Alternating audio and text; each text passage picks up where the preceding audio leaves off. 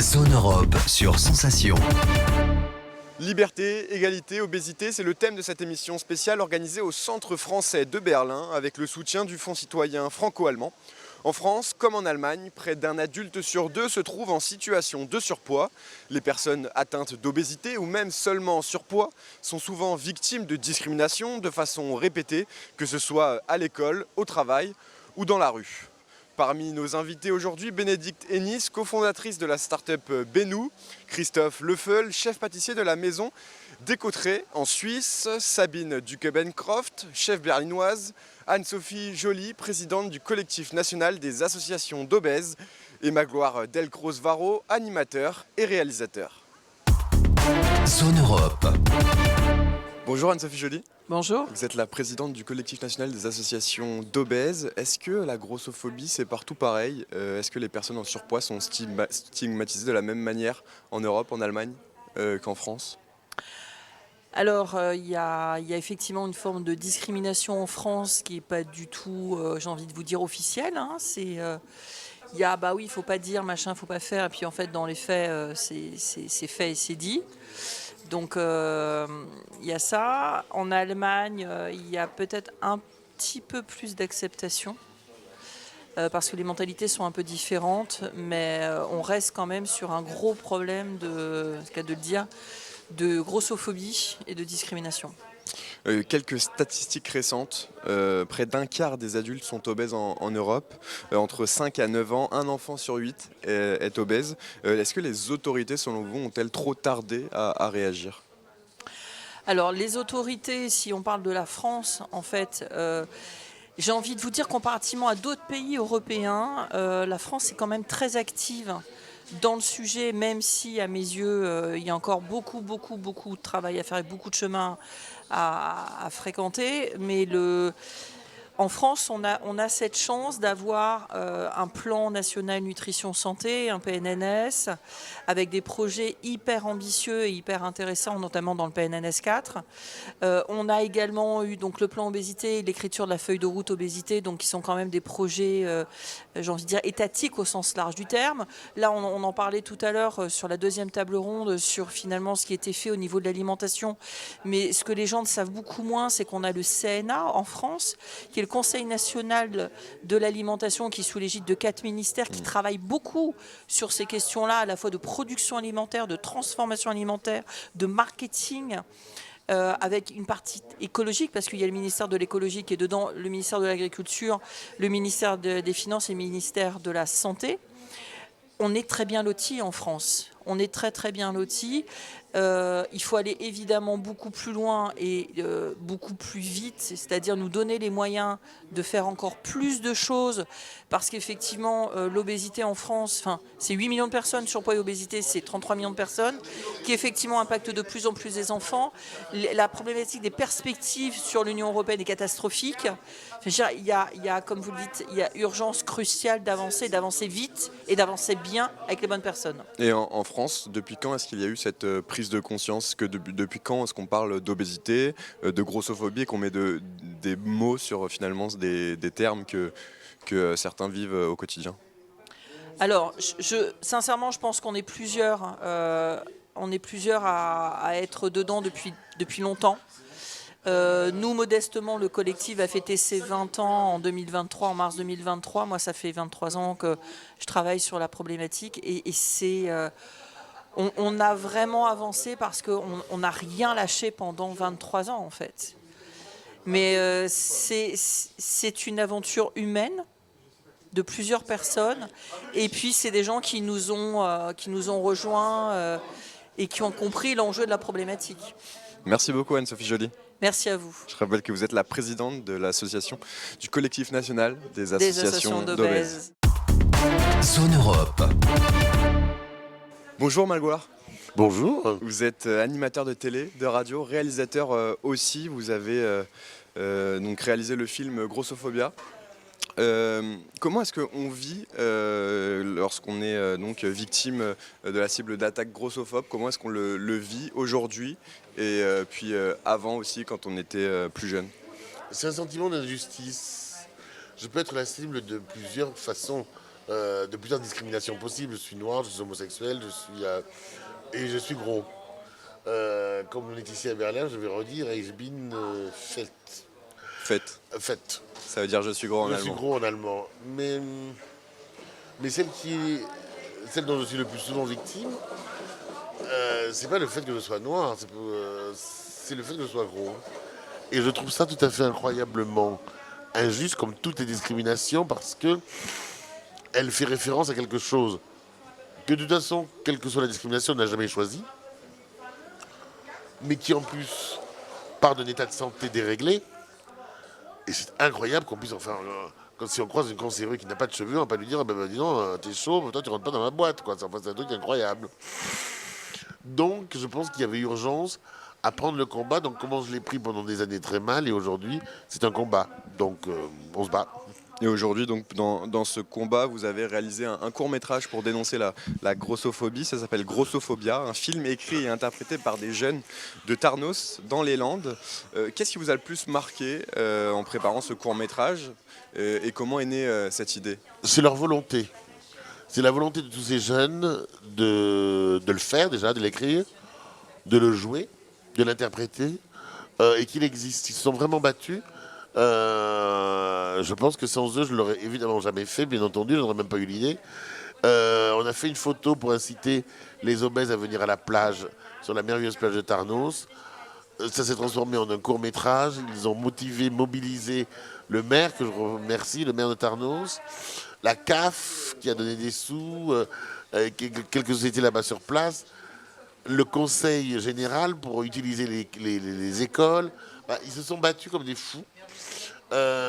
Et donc moi j'ai eu une espèce de voie royale où d'un coup j'avais un scénar qui était prêt, des lieux de tournage définis, un casting déjà fait. Comment voulez-vous dire non? J'ai dit oui, bien sûr, avec plaisir. Et puis surtout, c'est l'histoire subjective d'une petite fille qui devient grande et qu'on ne voit jamais sauf à la fin.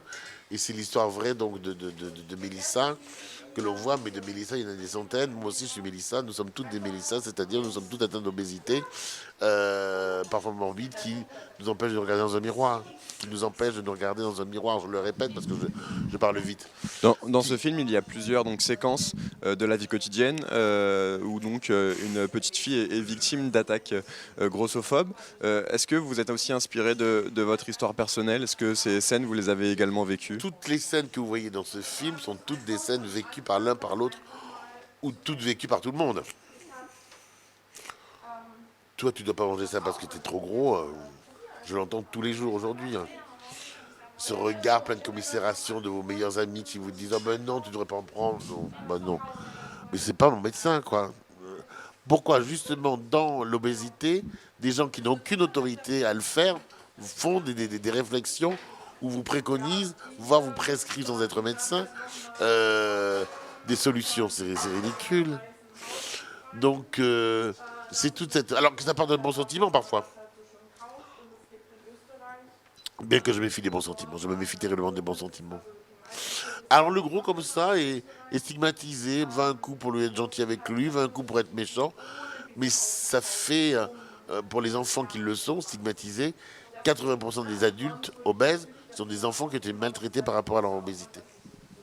Merci beaucoup, Magloire Delcros, d'avoir été avec nous. Merci à vous deux, parce que vous êtes deux. Je vois Pierre qui est caché derrière sa caméra. Merci à Pierre, à la technique. Je rappelle que vous êtes réalisateur, animateur de télé, radio et réalisateur et qu'on va du bientôt film. tourner le Grossophobia numéro 2. Quand ça? En 2020, l'année prochaine, en 22, donc en 23. Eh bien, on regardera ça. Merci beaucoup, Magloire. J'espère que vous allez nous inviter. Zone Europe. Bonjour Bénédicte Tennis. Bonjour. Vous êtes cofondatrice de la start-up Benou. Ça se situe en Allemagne, pour mieux manger. C'est devenu une priorité aussi ici? Alors oui, mieux manger, c'est devenu une priorité. Les habitudes alimentaires des consommateurs allemands sont de plus en plus favorables. Enfin, on s'aperçoit que les consommateurs allemands sont de plus en plus favorables à une plus grande protection du climat, à la durabilité et à la réduction des déchets. Et donc ça passe par une consommation davantage de produits locaux et moins de viande. Racontez-nous maintenant un peu votre parcours. Pourquoi est-ce que vous êtes lancé dans cette aventure Benou? Alors je suis arrivée en Allemagne en 2018 et En même temps, ma cofondatrice Oriente arrivait également avec sa famille, donc nous avons 2 familles respectives, et nous étions à la recherche de produits, de bons produits, de produits locaux, et puis on a commencé à se poser la question à savoir est-ce qu'on peut consommer de saison à Berlin toute l'année. On s'est aperçu que pour avoir une alimentation bonne pour nous et pour la planète, il fallait essayer de faire de l'alimentation locale. Et donc on s'est lancé le challenge de faire ça sur un an avec une trentaine de testeurs. Donc on a créé des recettes avec des chefs. On a trouvé énormément de producteurs locaux et puis on a fait tester toutes ces recettes donc avec nos testeurs. Et comment est-ce que vous travaillez aujourd'hui? Quels sont les différents produits que vous proposez avec Benu? Aujourd'hui, donc on s'est aperçu que pour manger plus local, ça passait par de l'éducation. Il fallait vraiment faire un changement dans les habitudes alimentaires et donc éduquer. Aujourd'hui, on passe par des entreprises auxquelles on propose nos recettes à des équipes. Donc des équipes cuisinent ensemble et puis ensuite partagent un repas. Par la cuisine, il y a des tas de choses qui se passent. C'est très émotionnel, la cuisine. Et donc, ce qu'on appelle en anglais le team building, c'est excellent de faire ça autour d'ateliers culinaires. On propose donc des produits de saison. Donc en été, on aura des tomates, on aura des concombres puisqu'on a besoin de plus d'eau. En hiver, on aura des produits qui seront plus chargés en minéraux. Donc on aura des racines, des choux. Et finalement, on s'aperçoit qu'il faut se reconnecter au rythme des saisons, que c'est bon pour notre corps et c'est bon pour la santé. Et qu'est-ce que vos clients recherchent? Mieux manger, une alimentation plus saine principalement? Oui, essentiellement une alimentation plus saine, mais également de la transparence sur d'où viennent les aliments. Ils recherchent également bien sûr des aliments qui vont avoir moins d'impact sur le climat, donc de créer un repas ou une assiette qui a un faible impact sur l'environnement. Voilà les principales raisons pour lesquelles nos clients nous choisissent. Eh bien, merci beaucoup Bénédicte Hennis d'avoir été avec nous. Merci beaucoup. Je rappelle que vous êtes la cofondatrice de la start-up Binu à Berlin. C'est bien ça. Merci, au revoir. Zone Europe. Bonjour Christophe Level. Bonjour. Vous êtes originaire de Wissembourg dans le Bas-Rhin. Vous avez grandi à la frontière entre la France et l'Allemagne. Vous êtes aujourd'hui chef pâtissier en Suisse. Vous avez été nommé chef pâtissier suisse de l'année en 2021 par le célèbre guide Gotemio. Alors est-ce que Christophe, tous les desserts et les gâteaux font-ils grossir? Alors pour moi, les gâteaux ne font pas forcément grossir. Je pense que forcément, il y a des gâteaux qui vont être un peu plus gras que d'autres, ça c'est sûr. Mais je pense que c'est pas ça qui va faire en sorte que ça fait vraiment grossir. Je pense que ça fait vraiment partie d'une consommation excessive où on peut dire que ça peut peut-être faire grossir. Mais si on reste raisonnable et que c'est du plaisir, je pense pas que ce soit. Est-ce qu'aujourd'hui, quand un pâtissier élabore ses desserts, il pense aussi à l'aspect calorique et pas uniquement à l'aspect goût, texture, au visuel? Alors, c'est pas vraiment le travail d'un pâtissier de penser calories, entre guillemets. On est là pour créer, donner du plaisir et puis créer justement des nouvelles choses. C'est sûr qu'on peut réfléchir à comment ça fonctionne, mais après, voilà, un diététicien est beaucoup plus amené à faire ça. En termes de temps, on est assez limité, donc je pense que c'est pas vraiment à nous de le faire. Est-ce qu'il y a une évolution aussi en matière d'offres en termes de desserts? On a l'image dans certains pays, il y a des gâteaux beaucoup plus gros par exemple. Je pense que l'offre elle évolue C'est un peu comme la mode. avec la société, voilà. C'est un peu comme la mode, ça veut dire que maintenant on est sur des gâteaux qui vont être beaucoup plus légers, mais parce que les recettes évoluent aussi. Mais ces recettes évoluent parce qu'il y a certains chefs qui vont amener justement des choses nouvelles ou des techniques nouvelles qui vont faire en sorte que ce soit justement plus léger. Mais on va dire que sinon je dirais la tendance actuelle ce serait de revenir au classique de la pâtisserie, mais en étant beaucoup plus précis. Là, on est vraiment sur de la précision en ce moment. Pendant très longtemps, c'est le gras qui a été l'ennemi. L'ennemi, maintenant, c'est souvent le sucre pour son côté addictif et parce qu'il favorise donc la prise de poids et peut provoquer du diabète, des maladies cardiovasculaires également et même un vieillissement prématuré. Les dosages de sucre, est-ce qu'ils ont changé ces dernières années? Alors oui, forcément, les dosages, ils ont changé. J'ai bien vu aussi maintenant par rapport aux recettes qu'on faisait avant. Même moi, des fois, j'y travaille encore à dire, ok, bah, je vais encore réduire le sucre dans certaines recettes. Par contre, il ne faut pas l'oublier, c'est aussi un exhausteur de goût. Donc c'est quelque chose qui fait aussi que ça donne du goût à un produit comme le sel. Je pense qu'il faut être assez raisonné. Il y a eu une grosse bataille sur le sucre ces dernières années, même beaucoup à Paris avec les médias, avec beaucoup de chefs pâtissiers qui travaillent sans sucre. Mais au final, on travaillera toujours du sucre parce qu'il y en a dans les fruits, il y en a dans le miel, il y en a dans le chocolat. Donc c'est un peu complexe pour moi de dire je travaille sans sucre parce que c'est un peu un faux message parce que pour moi c'est pas là où on doit travailler. Merci beaucoup Christophe Leffel d'avoir été avec nous. Merci à vous. Je rappelle que vous êtes chef pâtissier en Suisse. Zone Europe.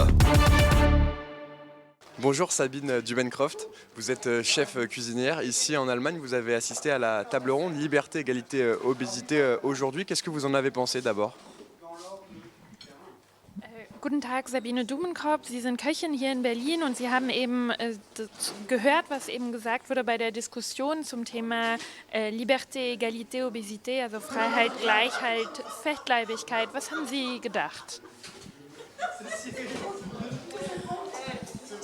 Ja, also ich fand es sehr interessant, also die ganze Diskussion und auch die Kurzfilme, die gezeigt wurden. Ich war als Kind oder meine Eltern haben es mir so suggeriert, auch nicht unbedingt immer die dünnste. Ich bin jetzt auch eher eine der etwas größeren Personen, glaube ich. Und ja, also es ist absolut nachvollziehbar und ich finde es toll, dass es in Frankreich halt offensichtlich an einer anderen Stelle angesetzt wird, dass man das sozusagen mehr jetzt seitens der Regierung oder dieses Vereins, das habe ich jetzt nicht ganz genau verstanden, halt sich zur Aufgabe gemacht hat, einfach mal aufzuklären und das halt begreiflich zu machen, dass halt selbst so eine Situation wie in dem einen Kurzfilm beim Arzt, wenn alle etwas fröhlicher und freundlicher miteinander umgehen würden, dann würde man in manche Situationen nicht kommen. J'ai trouvé ça très intéressant, la discussion et les courts-métrages. Moi, l'image qui m'a été transmise par mes parents, c'est que j'étais pas forcément la plus svelte de toutes. Et encore aujourd'hui, je pense que je fais partie des femmes un peu plus grandes. Et je trouve que c'est vraiment très intéressant de voir qu'il y a une autre approche en France. J'ai pas tout à fait compris si c'est une association ou si c'est le gouvernement vraiment qui décide d'agir à un autre niveau. Mais je trouve que c'est important de sensibiliser à la thématique. Et par exemple, la situation qu'on a vue chez le médecin, où en effet, si on interagissait tous avec un peu plus de bienveillance, ça se passerait mieux pour tout le monde.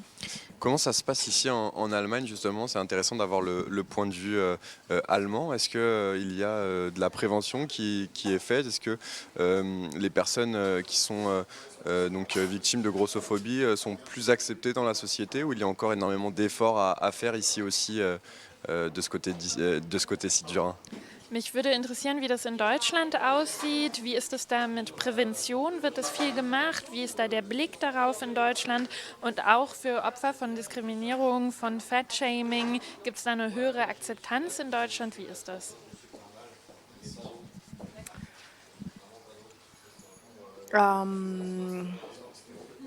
Ich habe das bisher nicht so wahrgenommen. Also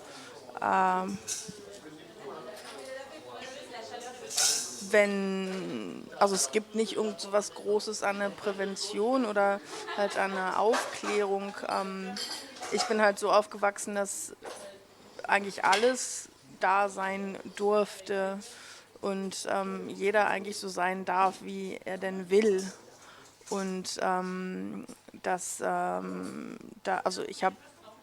ich persönlich habe eher selten so eine Situation irgendwie erlebt. Deswegen kann ich dazu leider Gottes gar nicht ganz so viel sagen, außer dass mir ist kein Programm bekannt, welches das irgendwie in Deutschland zum Thema hätte, dass man da halt explizit auf diese Fettleibigkeit eingeht.